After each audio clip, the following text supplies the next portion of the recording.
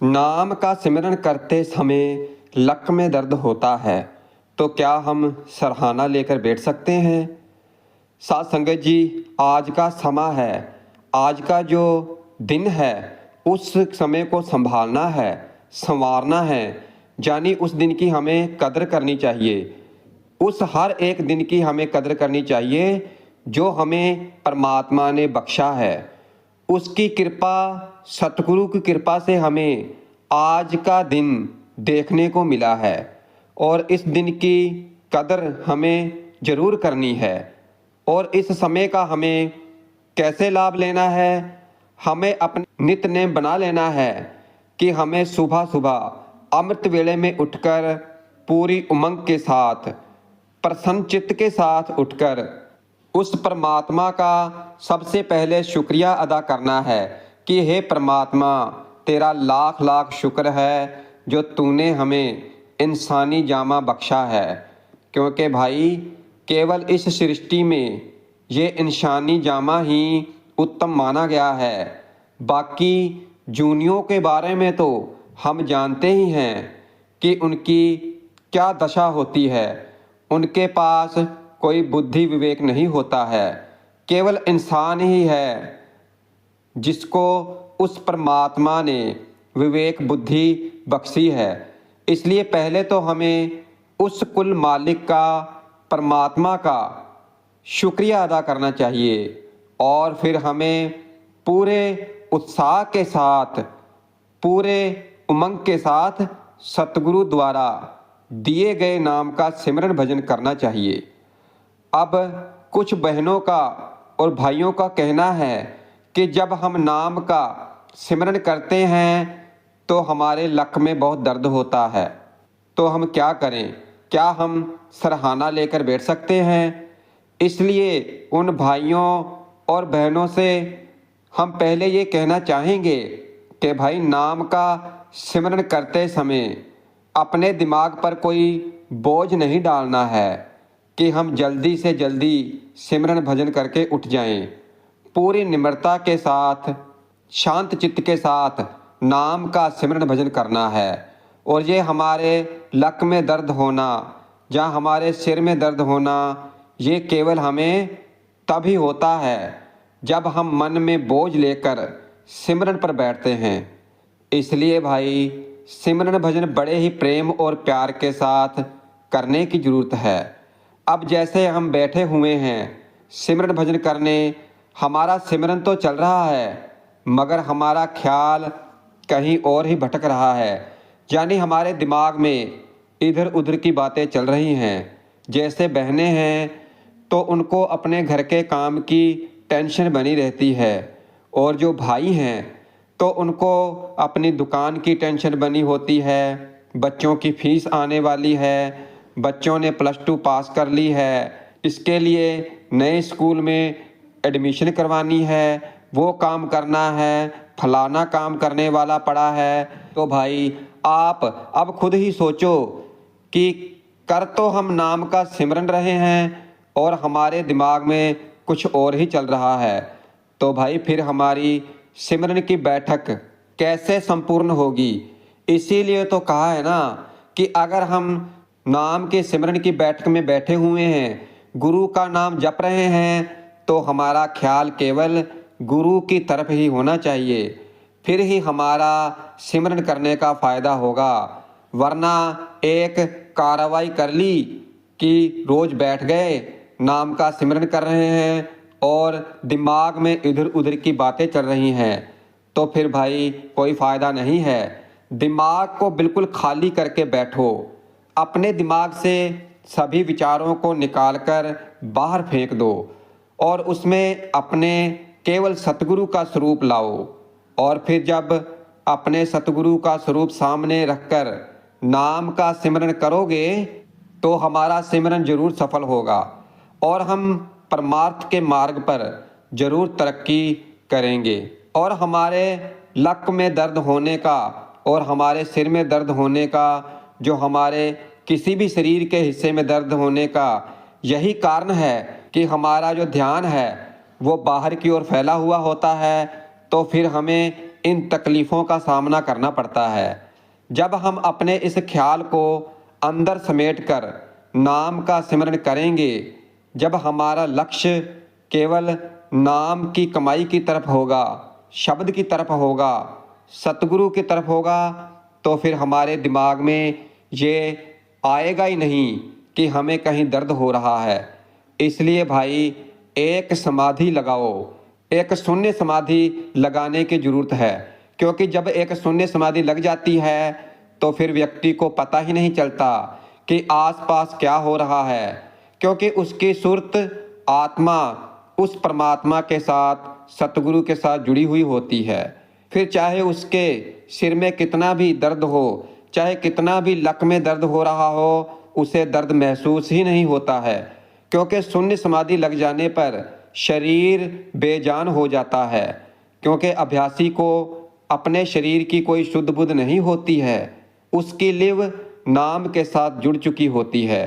जब इंसान की सूरत चढ़ जाती है तो उसका शरीर ऐसा हो जाता है जैसे डॉक्टर ऑपरेशन करने के लिए जिस जगह का ऑपरेशन करना होता है तो उस जगह को सुन्न कर देते हैं, बिल्कुल वैसा ही होता है जब इंसान की सूरत चढ़ जाती है। फिर चाहे शरीर में कहीं दर्द हो रहा हो, इंसान को कुछ भी पता नहीं चलता है, क्योंकि उसकी आत्मा ऊपर की ओर, इन 9 द्वारों से ऊपर की ओर 10वें द्वार पर पहुंच चुकी होती है, जिसे आज्ञा चक्र भी कहा गया है।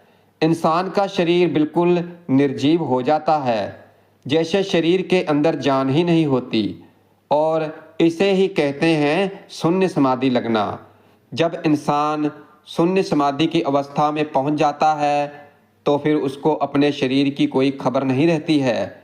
अब जैसे एक बहन का कहना है कि जब वो सिमरन पर बैठती है तो उनका लक बहुत ज़्यादा दर्द करता है, तो क्या वो सरहाना लेकर बैठ सकती हैं?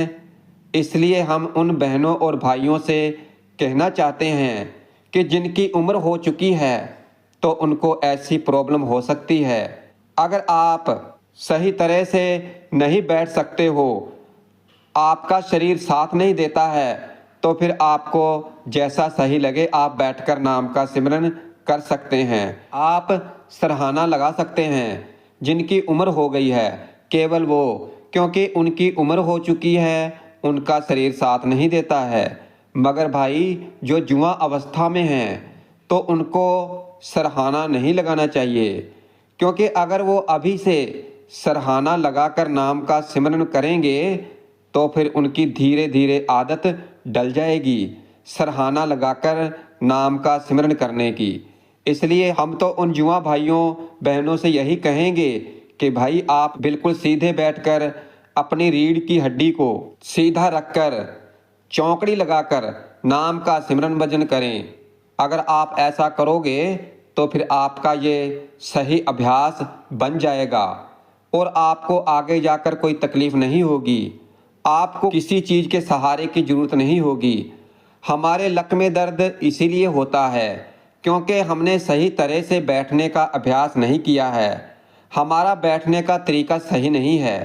हम आपको बताते हैं कि जब भी आप नाम के सिमरन के लिए बैठें तो आप चौकड़ी लगाकर बैठ जाएं और अपनी गर्दन को बिल्कुल सीधा रखें, अपनी नाक बिल्कुल सीधी रखें, बिल्कुल सीधे होकर रीढ़ की हड्डी को सीधा रखकर सिमरन के लिए बैठ जाएं। जब आप ऐसे बैठने का तरीका अपना लोगे तो ये आपका अभ्यास पक्का हो जाएगा और आपको कभी भी लक दर्द की प्रॉब्लम नहीं आएगी। अब हमारे में तो कई लोग ऐसे भी हैं जो जब नाम का सिमरन करने बैठते हैं तो फिर हिलते बहुत हैं, कभी गर्दन इधर झुका ली, कभी गर्दन उधर झुका ली, बार बार अपना आसन बदलते रहते हैं और उनकी गर्दन भी थोड़ी देर के बाद झुक जाती है। तो भाई नहीं, ऐसा नहीं होना चाहिए। अपना अभ्यास बनाओ, अपना अभ्यास इतना मजबूत करो कि जब हम नाम का सिमरन करें तो हम एक ही अवस्था में बैठे रहें और हमें पता ही ना चले कि कब हमारी नाम के सिमरन की, भजन की बैठक पूरी हो गई है। ऐसे अभ्यासी बन गए तो फिर ये लक दर्द, सिर में दर्द जो होते हैं ना, हम जब नाम के सिमरन पर बैठते हैं तो ये सब नहीं होंगे। अब हमने देखा ही है कि जब हम सतगुरु के भंडारे में जाते हैं, तो जब सतगुरु स्टेज पर आते हैं और फिर देखो जब सतगुरु आकर बैठ जाते हैं, तो हमने कभी देखा है कि सतगुरु आसन बदलते हैं? देखो कैसे बैठे होते हैं, बिल्कुल शांत।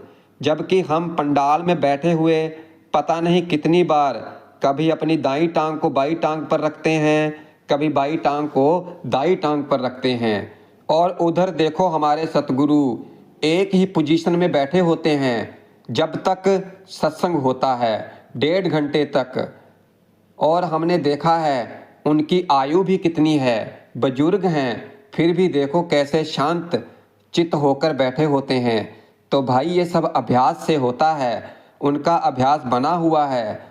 क्योंकि हम चाहें रोजाना सिमरन भजन करें या ना करें, लेकिन वो जरूर करते हैं।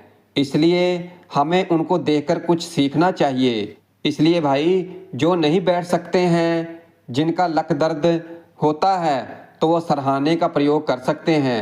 क्योंकि सतगुरु जी कहते हैं कि आपके शरीर की जैसी भी अवस्था है, आप वैसे ही बैठ जाएं और वैसे ही बैठकर नाम का सिमरन भजन करते रहें।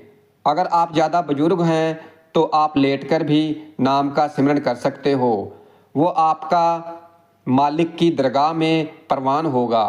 क्योंकि हमें जगह, शरीर की अवस्था ये नहीं देखनी है। हमारा मुख्य मकसद है नाम का सिमरन करना। क्योंकि सच्चे मन के साथ किया गया हमारा नाम का सिमरन, चाहे कैसे भी हम बैठकर, चाहे लेटकर, चाहे सरहाना लेकर करें, तो वही हमारा किया गया सिमरन हमारे खाते में लिखा जाता है। अब इस दुनिया में ऐसे भी लोग हैं जो चलते फिरते नाम का सिमरन करते हैं, वो भी मालिक की दरगाह में परवान है।